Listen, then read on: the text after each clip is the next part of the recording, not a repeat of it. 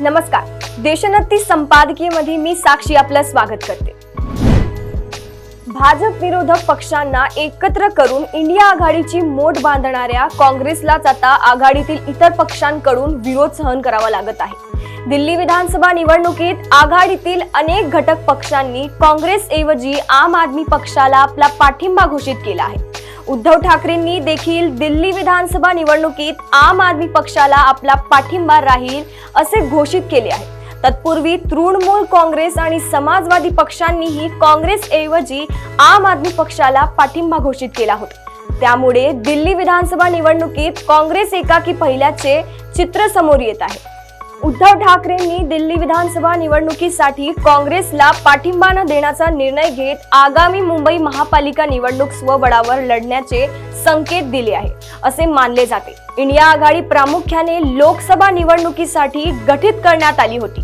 त्यामुळे राज्यातील विधानसभा किंवा स्थानिक स्वराज्य संस्थांच्या निवडणुकीमध्ये प्रत्येक पक्ष आपल्या सोयीनुसार भूमिका घेऊ शकतो असा तर्क उद्धव ठाकरे गटाकडून दिला जात आहे।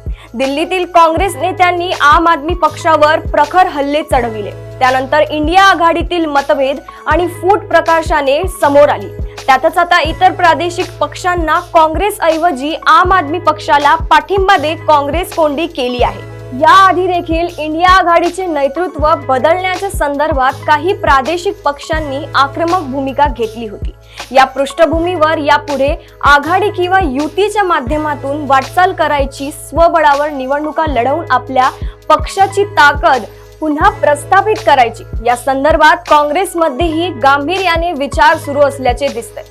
केजरीवाल सारख्या नेत्याच्या विरोधात ज्या पद्धतीने काँग्रेसने आक्रमक भूमिका घेतली ती आम्हाला मान्य नाही असा सूर उद्धव बाळासाहेब ठाकरे गटाने लावला आहे। हा सूर प्रातिनिधिक समजायला हरकत नाही। त्यामुळे भविष्यात इतर प्रादेशिक पक्ष देखील याच पद्धतीने काँग्रेसला अडचणीत आणू शकतात। अशाच राजकीय घडामोडी व अपडेट सोबत पुन्हा भेटूया देशोन्नती संपादकीय मध्ये। बघत रहा देशोन्नती। नमस्कार।